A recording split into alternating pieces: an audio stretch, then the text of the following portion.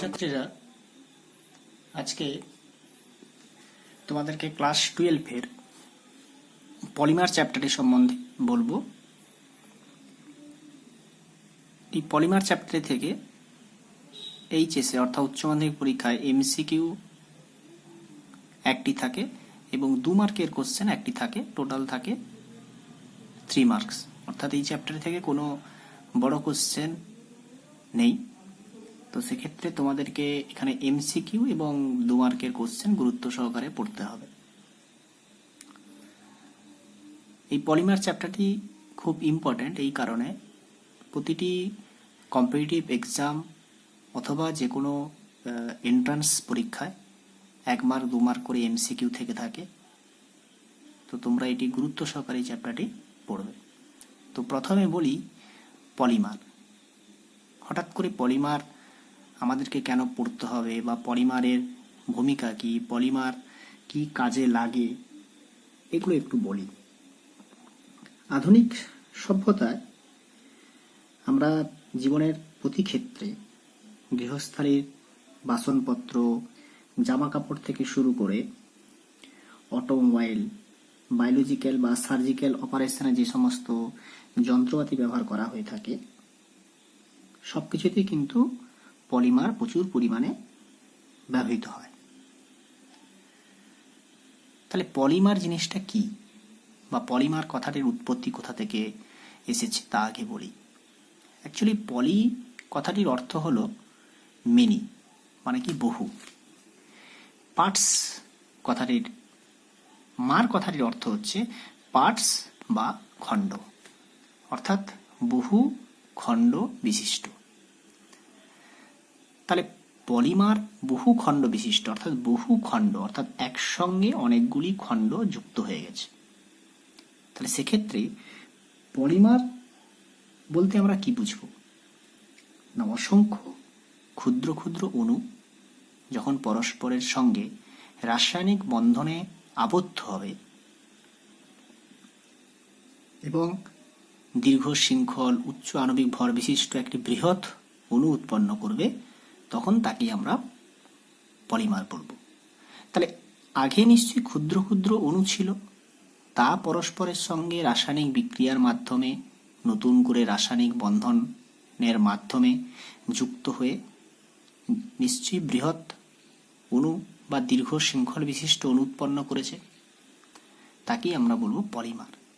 তাহলে এখানে দেখি যে ক্ষুদ্র ক্ষুদ্র অণুগুলি নিয়ে যে পলিমার তৈরি হয়, সেই অণুগুলিকে কি বলা হয় না, সেই অণুগুলিকে বলা হয় মনোমার। তোমরা এখানে দেখতে পাচ্ছ যে এখানে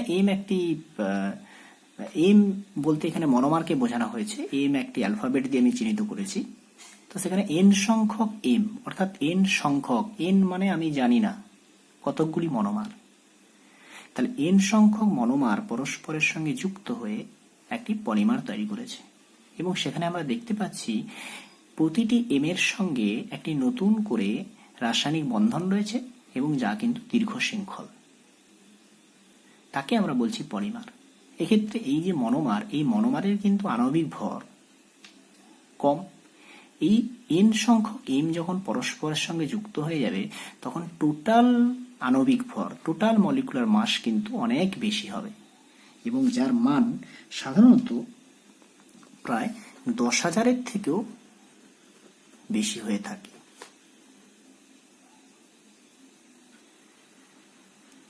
তো এখানে এনটা হচ্ছে মনোমারের সংখ্যা। তাহলে পলিমারের ক্ষুদ্রতম একককে আমরা কি বলবো, মনোমার, যেহেতু মনোমার থেকেই পলিমার তৈরি হয়েছে। তো একটা উদাহরণ হিসেবে বলি, ধরো আমরা প্রত্যেকে পলিথিনের নাম শুনেছি, অর্থাৎ যে মনোমারের নাম হচ্ছে পলিইথিলিন।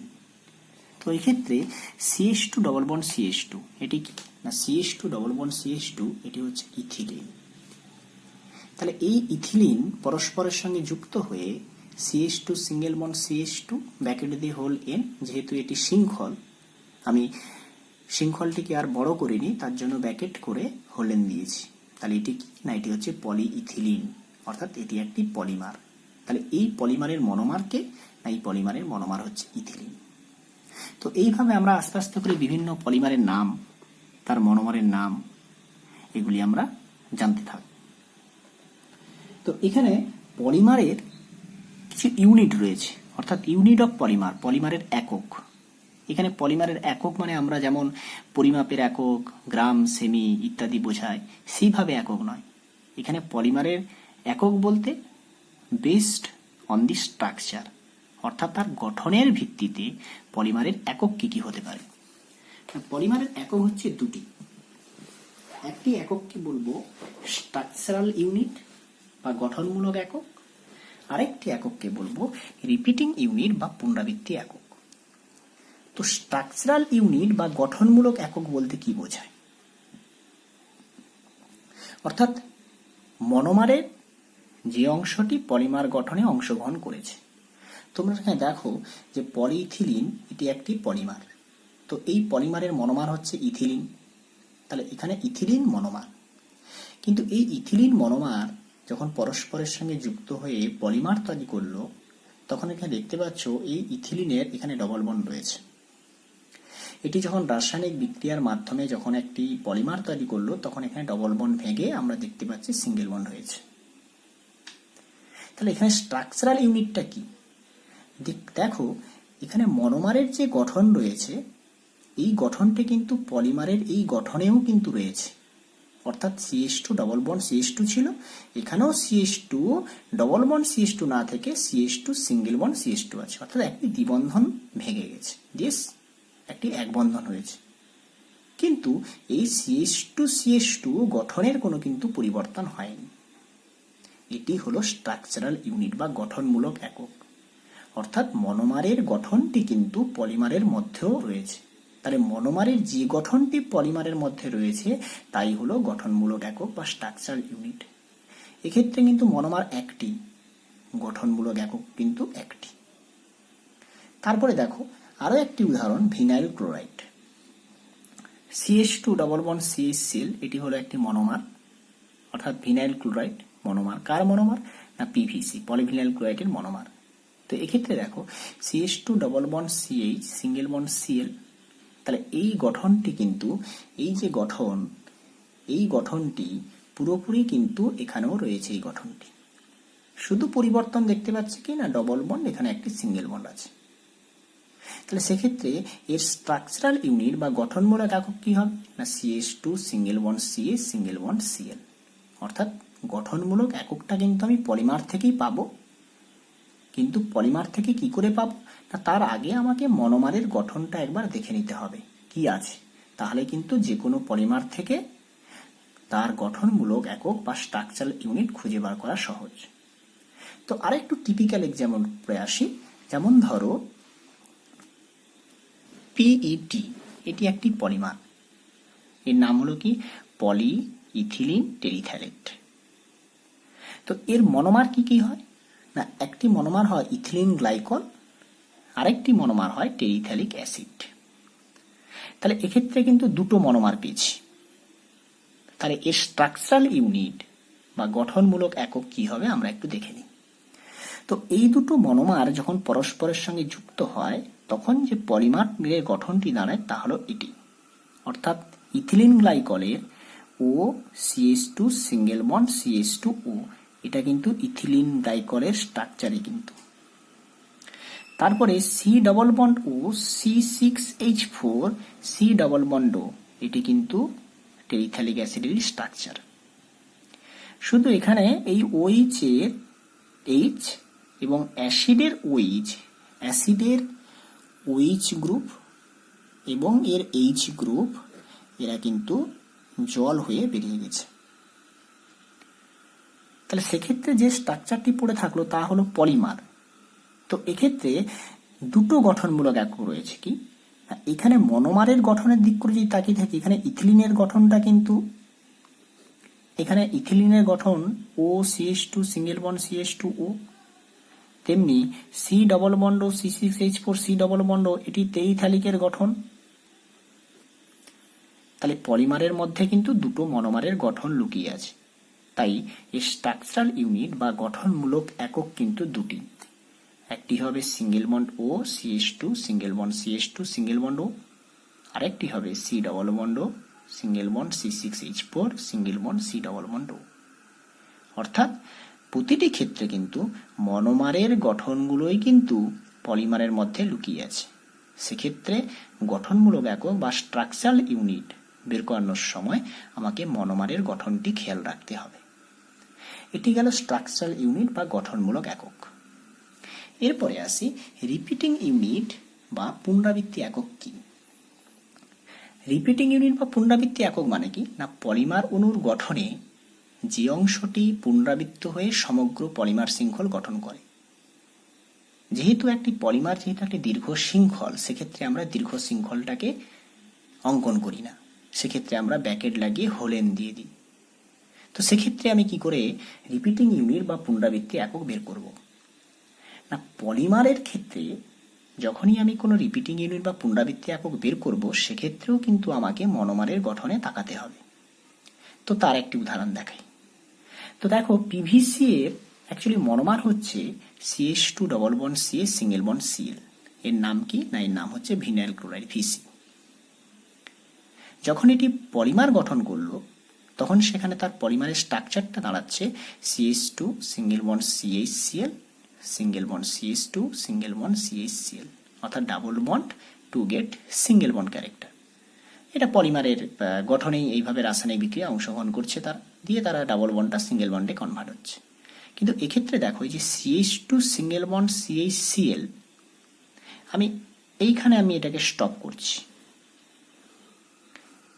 তাহলে তুমি কি করলে না, CH2 সিঙ্গেল বন্ড CHCl এটি একটি গঠন, ঠিক এই স্ট্রাকচারটি কিন্তু পুনরায় রিপিট হয়েছে, অর্থাৎ পুনরায় ঘুরে এসছে CH2 single bond CH single bond Cl। তাহলে পুনরাবৃত্তি একক মানে কি, বারবার রিপিট হচ্ছে, অর্থাৎ বারবার ঘুরে ফিরে আসছে। তাহলে এটা পুনরাবৃত্তি একক, এটাও পুনরাবৃত্তি একক। তাহলে পিভিসির রিপিটিং ইউনিট হবে কিন্তু CH2 single bond CH single bond Cl। তাহলে পিইটি রিপিটিং ইউনিট কি হবে? পলিইথিলিন টেরিথারেটের যেহেতু স্ট্রাকচারাল ইউনিট দুটো বেরিয়েছিল, তাহলে এর রিপিটিং ইউনিট কি হবে না, এর রিপিটিং ইউনিট কিন্তু এর একটি হবে। কেন না, দুটো মনোমার থেকে যখন পলিমার গঠন হলো, অর্থাৎ দুটো মনোমার থেকে যখন পলিমারটি গঠন হলো, সেক্ষেত্রে কিন্তু এই যে সিঙ্গেল বন্ড ও এবং এখানে যে সিঙ্গেল বন্ড সিঙ্গেল বন্ড ও থাকার কথা, তাহলে এইটি কিন্তু বারবার রিপিট হবে, অর্থাৎ এটি পলিমারের মেন স্ট্রাকচার। এই পলিমারটি যখন দীর্ঘ শৃঙ্খল করবে, তখন কিন্তু এখানে ও এর পরে আসবে CH2 single bond O C double bond O benzene ring C double bond O. তাহলে এর রিপিটিং ইউনিট কিন্তু এটাই হবে, অর্থাৎ যখন এটি দীর্ঘ শৃঙ্খল গঠন করবে, তখন এই টোটাল স্ট্রাকচারটাই পুনরায় আবার একবার হবে। তার মানে এটাই বারবার ধরে ঘুরে ফিরে আসবে, সেই জন্য পিইটি রিপিটিং ইউনিট হবে এটি। তো এরপরে চলে আসি ক্লাসিফিকেশন অফ পলিমার, অর্থাৎ পলিমারের ভাগ। পলিমারকে আমরা বিভিন্ন ভাগে ভাগ করতে পারি। যদি অনলি বেসিস অফ সোর্স দেখি, অর্থাৎ উৎস অনুসারে যদি পলিমারের ভাগ দেখি, তাহলে পলিমারকে আমরা তিন ভাগে ভাগ করতে পারি।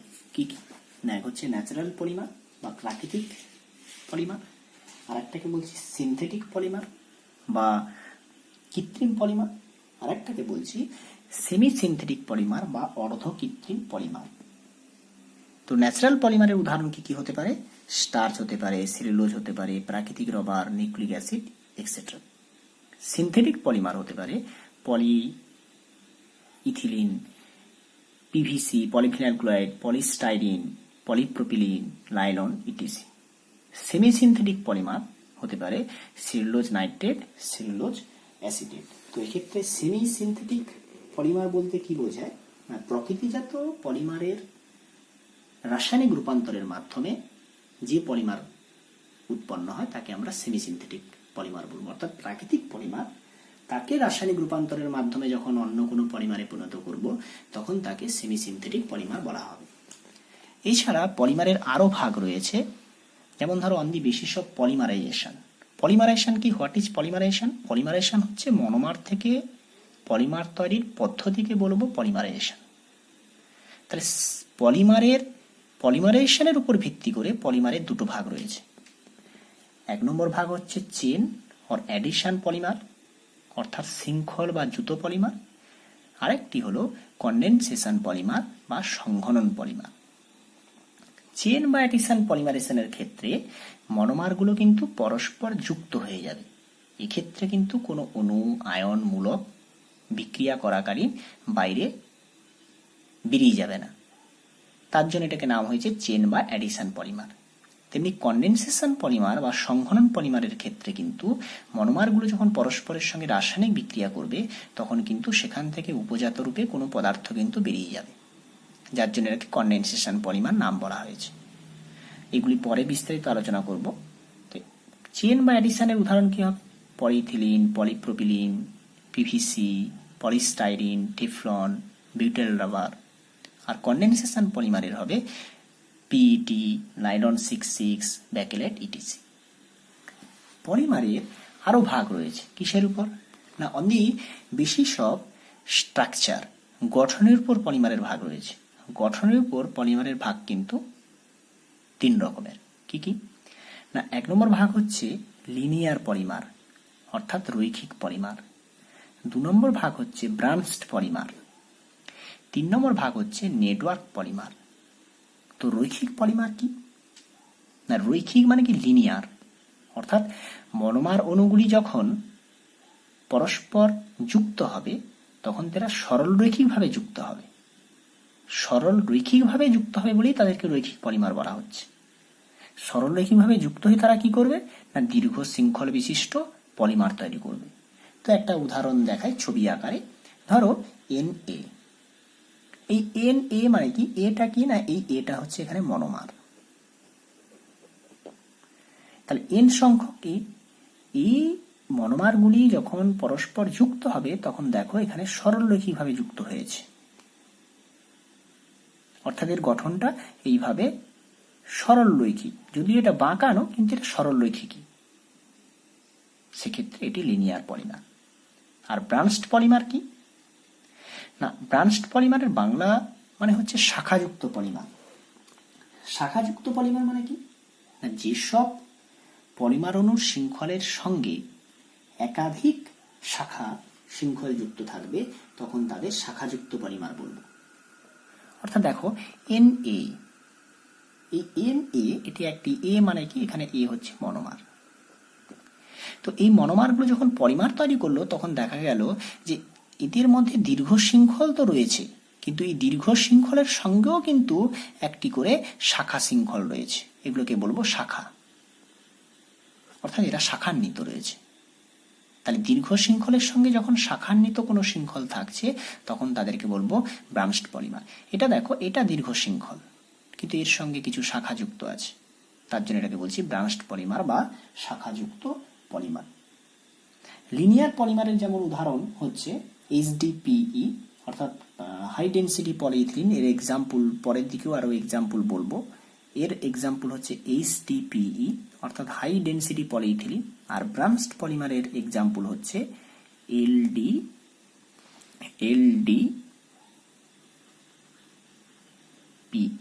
লো ডেনসিটি পলিইথিলিন। এ ধরনের পলিমারের ঘনত্ব, গলনাঙ্ক বা ভারবহন ক্ষমতাগুলো সাধারণত সরলরৈখিকের তুলনায় কিন্তু কম হয়। তো এবারে আসি নেটওয়ার্ক পলিমার বা জালক পলিমার কি। নেটওয়ার্ক পলিমার বা জালক পলিমার হচ্ছে শাখাযুক্ত পলিমারের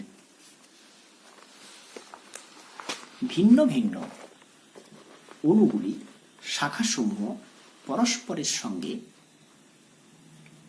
বিক্রিয়া ঘটিয়ে এরা আড়াআড়ি বন্ধন তৈরি করবে। অর্থাৎ নেটওয়ার্ক পলিমার বা জালক পলিমার তৈরি কিন্তু শাখাযুক্ত পলিমার থেকেও হতে পারে, আবার শাখাহীন পলিমার থেকেও হতে পারে। যদি শাখাযুক্ত পলিমার হয়ে থাকে তাহলে তাদেরকে উপযুক্ত তাপের প্রভাবে তারা কিন্তু এইভাবে জালক পলিমার তৈরি করবে। দেখো এটি একটি জালের মতো লাগছে এবং প্রতিটি যে শাখাযুক্ত পলিমার রয়েছে তাদের মধ্যে কিন্তু একটা আড়াআড়ি বন্ধনের সৃষ্টি হয়েছে।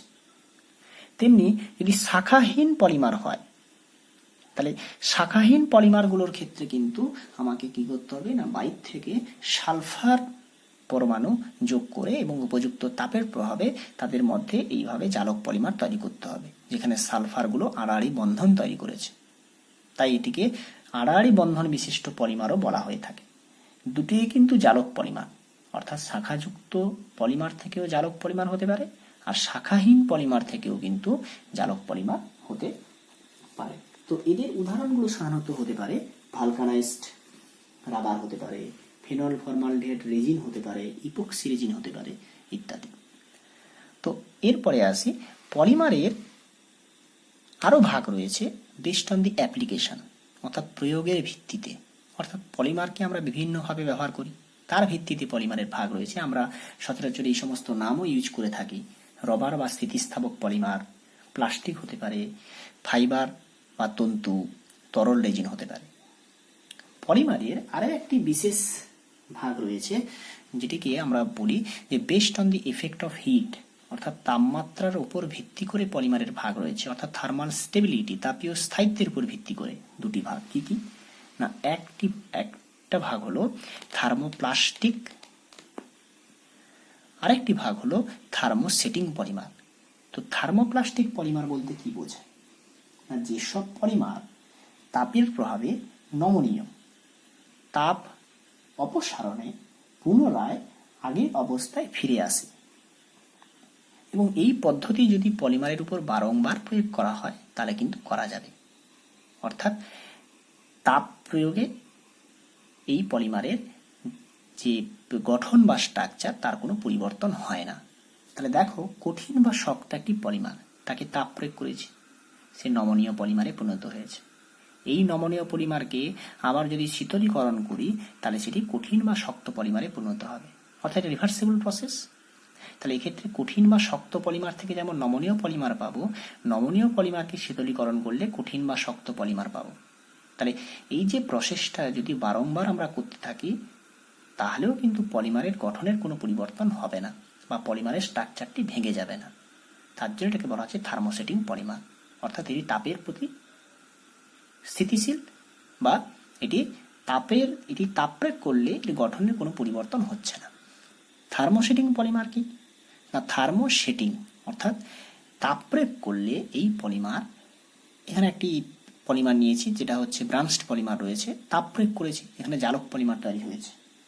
অর্থাৎ তাপ প্রয়োগে নমনীয় হবে, তাপ অপসারণে পুনরায় শক্ত অবস্থায় ফিরে আসবে, কিন্তু দ্বিতীয়বার তাপ প্রয়োগ করে কিন্তু আর পরিবর্তন করা যাবে না। অর্থাৎ একে বলা হচ্ছে থার্মোসেটিং, অর্থাৎ তাপ প্রয়োগের যে পদ্ধতি সেটি বারংবার প্রয়োগ করা যাবে না, তাই এই ধরনের পলিমারকে বলা হয়ে থাকে থার্মোসেটিং পলিমার। এছাড়া আরো কিছু পলিমার রয়েছে যেগুলি হচ্ছে স্টার শেপড পলিমার, এইভাবে দেখতে হয় এবং এইভাবেও দেখতে হয়।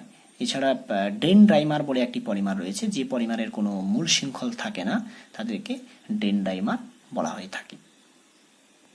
পলিমারের আরো কিছু ভাগ বলি। একটি ভাগ হলো হোমোপলিমার বা স্বপলিমার, আরেকটাকে বলা হয় কোপলিমার বা সহ পলিমার। অ্যাকচুয়ালি হোমোপলিমার বা স্বপলিমার কি না, হোমোপলিমার বা স্বপলিমার হচ্ছে যখন পলিমারের যে মনোমার ইউনিটগুলো সেগুলো যদি আইডেন্টিক্যাল হয় তখন তাদের বলবো হোমোপলিমার, অর্থাৎ এক প্রকারের মনোমার দিয়ে যদি তৈরি হয়। দেখো এখানে এ হচ্ছে কি না, এ হচ্ছে এখানে মনোমার। এই মনোমার যখন পলিমার তৈরি করছে সেখানে দেখতে পাচ্ছি যে এই পলিমারের মধ্যে শুধুমাত্র মনোমার হিসাবে যে মনোমার নিয়েছিলাম সেই মনোমার দিয়েই কিন্তু পলিমারটি গঠিত হয়েছে। অর্থাৎ এখানে এক প্রকারের মনোমার দিয়ে যদি তৈরি হয় তখন তাকে স্বপলিমার বা হোমোপলিমার বলবো। তার উদাহরণ যদি দেখো পলিইথিলিন একটি পলিমার, তাহলে এর মনোমার হচ্ছে কি ইথিলিন। তাহলে এই ইথিলিন কিন্তু এই পলিইথিলিনের মধ্যেই কিন্তু আছে, এখানে বাইরে থেকে আলাদা কোনো মনোমার কিন্তু ঢুকে যায়নি, তাই এটি এক প্রকারের স্বপলিমার বা হোমোপলিমার। তাহলে স্বপলিমার বা হোমোপলিমার বলতে কি বোঝায় না, monomer unit of a polymer are identical, then the polymer is known as homopolymer.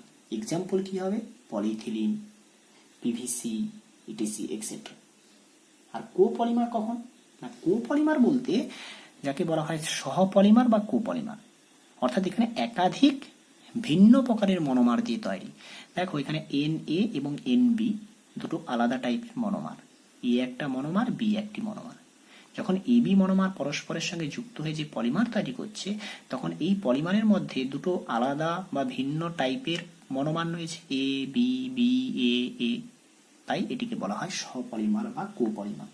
অর্থাৎ when a polymer is made up of two or more different monomer units, then the polymer is known as copolymer. অর্থাৎ একাধিক মানে দুই অথবা দুইয়ের অধিক দুইয়ের অধিক ভিন্ন প্রকারের যদি মনোমার থাকে, তখন তাকে বলবো সপলিমার বা কোপলিমার। তার উদাহরণ হচ্ছে স্টাইরিন, বিউটাডাইন, রাবার।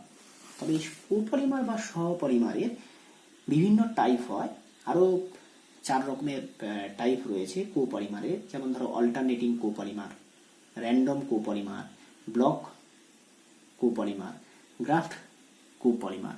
এই ভাগগুলো সিলেবাসেও নেই বা বিভিন্ন কম্পিটিটিভ এক্সামেও খুব একটা আসে না, যেহেতু এগুলি একটু উঁচু ক্লাসের জিনিস। তো এই কোপলিমারের উদাহরণ তুমি পড়ে রাখবে, যেমন ধরো স্টাইরিন বা বিউটাডাইন, রবার।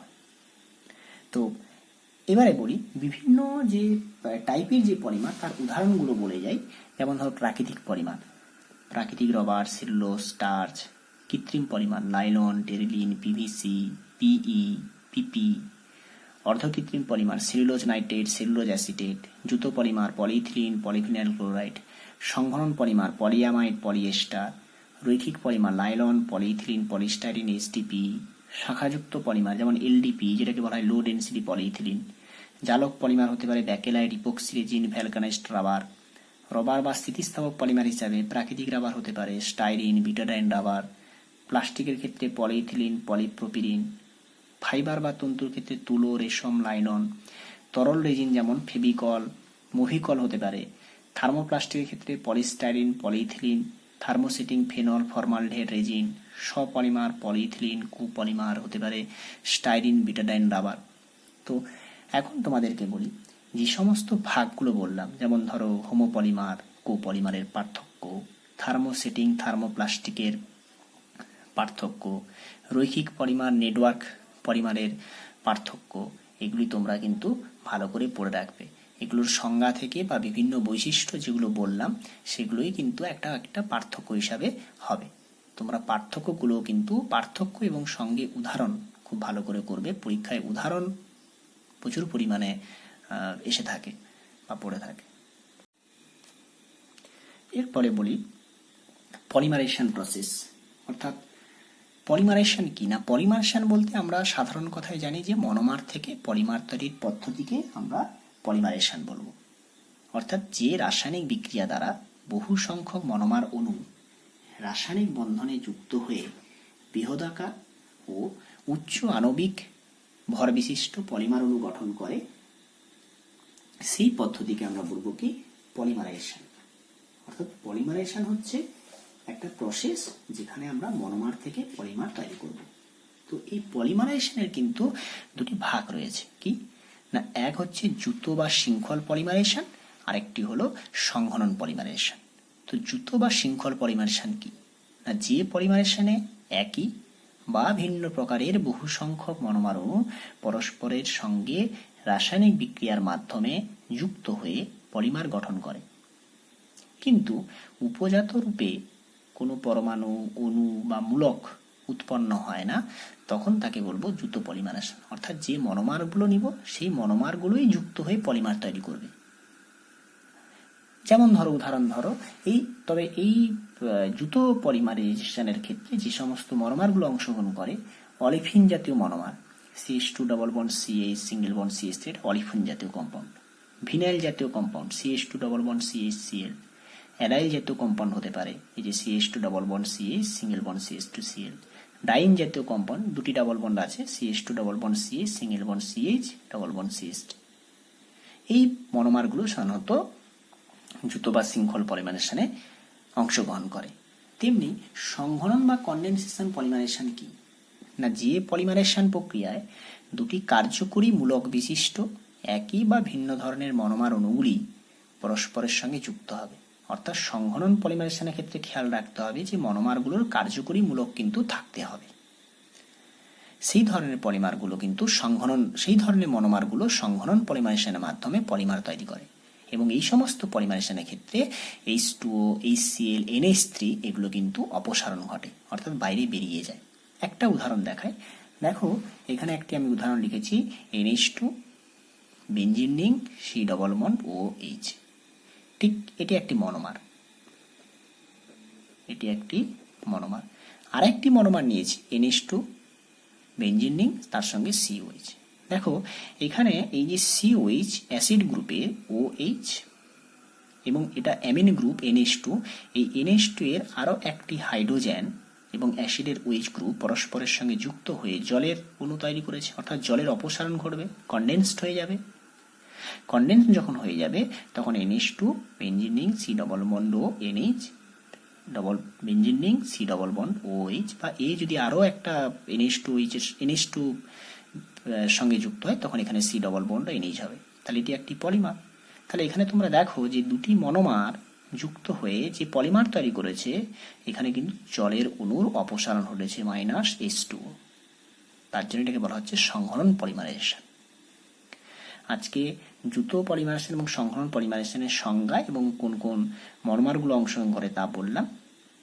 পরের ক্লাসে তোমাদেরকে দ্রুত বা শৃঙ্খল পলিমারেশনের যে বিভিন্ন প্রসেস রয়েছে বা ধাপ রয়েছে সেই ধাপগুলো বলবো, সংহরণ পলিমারেশন কি বলবো, এছাড়া পলিমারের বাকি যে বিভিন্ন ধরনের যে পলিমার রয়েছে সেই পলিমারগুলোর মনোমারের নাম, তার উদাহরণ, কি কি কাজে পলিমারগুলো কি কি কাজে ব্যবহার করা হয় বা কি টাইপের পলিমার, এই ঘটনাগুলো বলবো।